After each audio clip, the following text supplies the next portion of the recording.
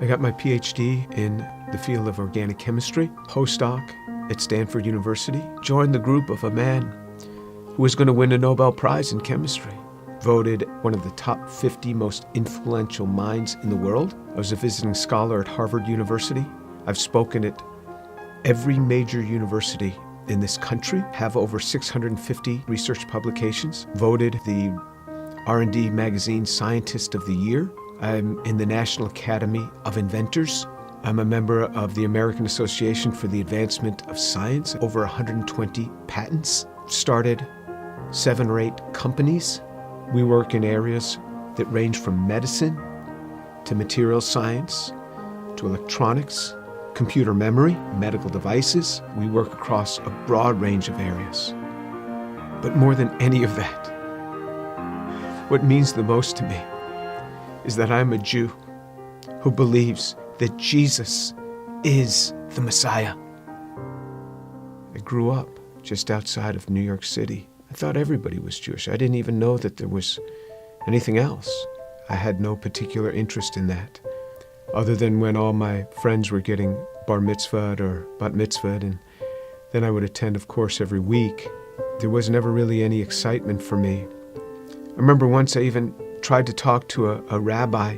He just brushed me off. There was very little explanation for me. I remember when I went to college, I started meeting a number of people that said that they were born-again Christians, which was sort of an odd term. What's born again? What do you mean, born again? One person saw me in the laundry room. He said, "Do you mind if I give you an illustration of the gospel?"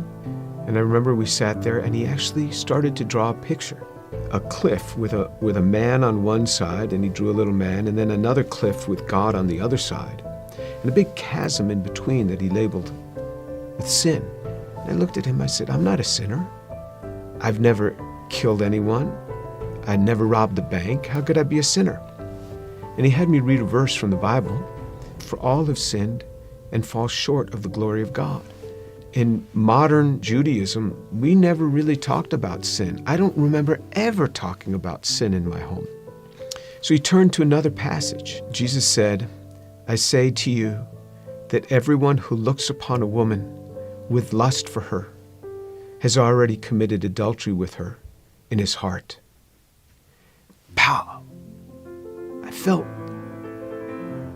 just as if I had been punched right in the chest. Here I was, new in college. I didn't think anybody knew.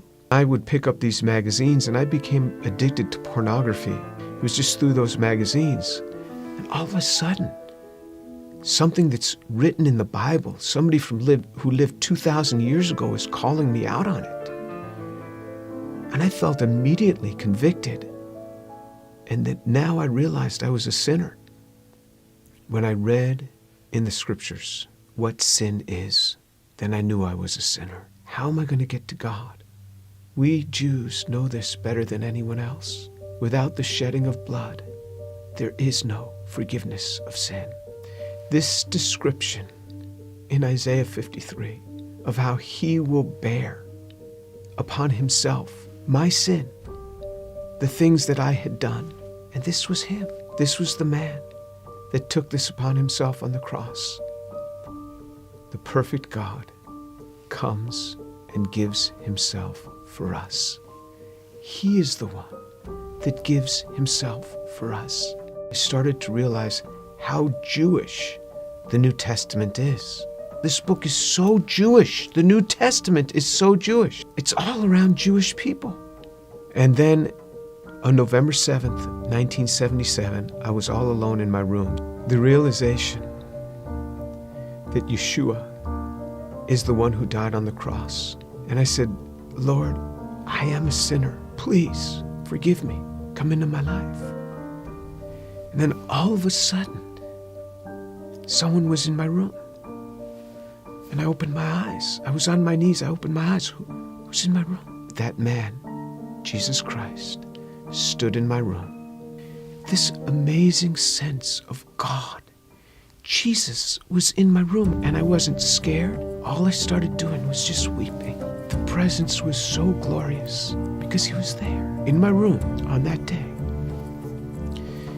And I didn't want to get up.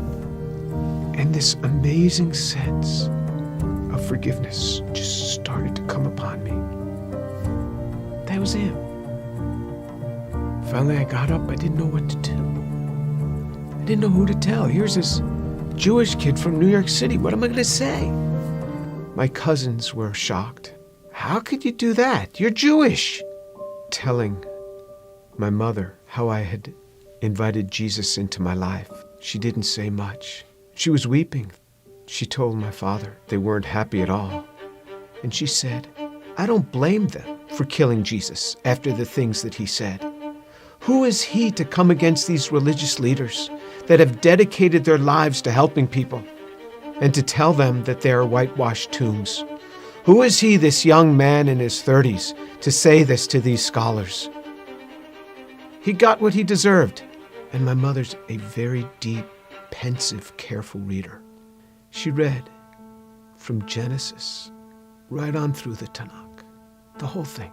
When she got done, I said, what did you think? She said, God warned us over and over again.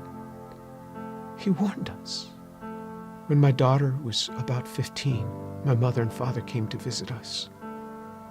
At one point, my mother went into her room for several hours. She came out.